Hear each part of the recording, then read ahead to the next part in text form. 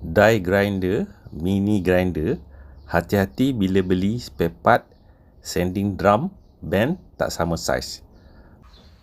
Ni satu set original die grinder.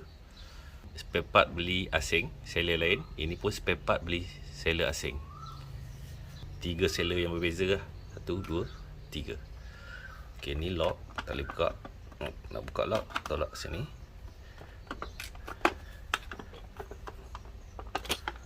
Okay, tolak. Sekali lagi.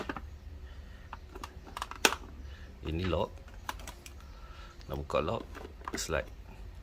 Slide sampai lepas ni sampai lepas ni. So, buka. Ini mandrel original set ni. Ini yang spare part. Ini sanding band spare part, ni sanding band original. Okay, beza dia. Sanding band yang original ni dia tebal sikit diameter dia. Dalam 6.3 6.4 macam tu. Okay, kalau dia punya ni patutnya 3.2. Dia punya shaft dia 3.1 3.2. Okay, ni yang spare part. Spare part dia punya mandrel band dia. Ni pace sikit 6.2. Tadi 6.3 6.4. Ini pace sikit. Dia punya shaft mandrel 3.0, sepatutnya 3.2. Yang tadi 3.1. Beza sikit je. Lepas tu sanding band dia pun beza. Yang original lubang dalam inner diameter dia besar sikit. Yang spare part ni dia lubang dalam dia kecil sikit. Okay, tengok kalau yang original dia besar sikit. Okay, masuk. Okay, masuk senang je. Okay, masuk senang je. Keluar pun senang. Sebab dia besar.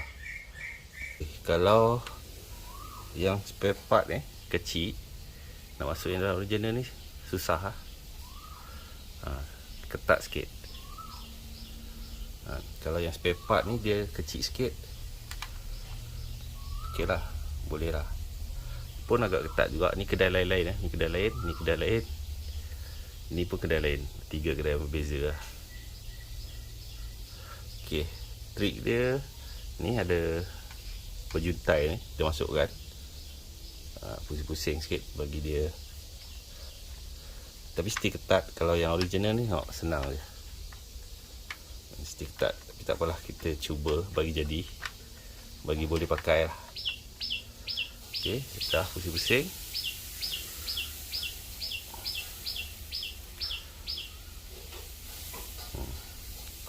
Baru masukkan. Agak ketat juga. Cuba kita longgarkan sikit skru. Longgarkan sikit skru.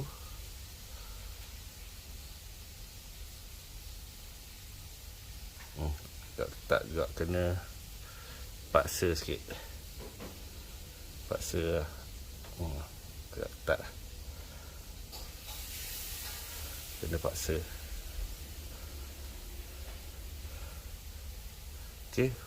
Sebelum kita ikat skru ni ketat, nanti band hitam ni dia akan kembang. Dia akan kembang. Dan dia akan kembang, dia akan cengkam lah. Sanding drum yang kat luar. Sanding band yang kat luar.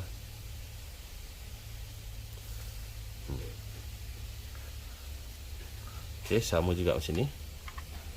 Yang original. Okey, ni kita skru depan ni dah longgar kan. Okey, masuk senang je. Okey. Ini nak bagi ketat, ikat skru ni. Okey, ikat skru ni. Okey. Dah tak tertanggal. Dah tak tertanggal. Kalau nak buka, longgarkan ni. Longgarkan. Okey, dah boleh tarik keluar.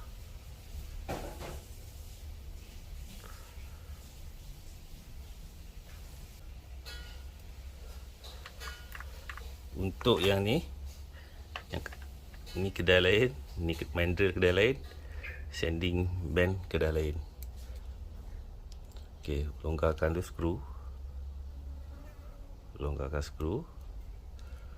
Okey. Agak susah sebab saiz dia tak berapa ngam. Okey, buka je bagi habis. Pusing buka bagi habis.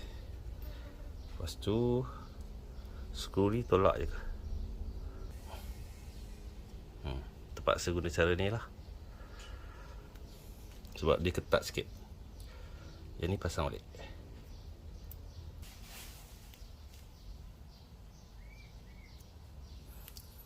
Okay, kesimpulan dia, kalau beli spare part pun hati-hati ya. Dia tak sama saiz sebiji. Dia ada beza 0.1 mm, 0.2 mm macam tu. Mandrel pun sama, saiz beza sikit. Sanding band pun ada beza sikit. Okay, cara pasang dekat tool, die grinder ataupun mini grinder. Okay, tekan ni. Longgarkan. Okay, masuk. Yang ni make sure dah ketatkan dengan screwdriver. Okay, dah pegang, tak longgar. Okay, masukkan. Okay, tekan ni. Ketatkan. Tekan ni. Ketatkan. Okay. On. Okay, awal-awal start dia laju, lepas tu dia pergi ke speed 1. Okay, ni speed 2, speed 3, speed 1. Sorry. Lepas nombor 3 dia off. Kita tengok speed 1 dia akan laju sekejap baru dia pergi ke speed 1. Laju sekejap baru speed 1. Take note tu lah. Okay, nak gosok ni senang sikit daripada pakai manual punya gosok. Ni cepat lagi lah untuk kawasan-kawasan yang sempit dan kecil.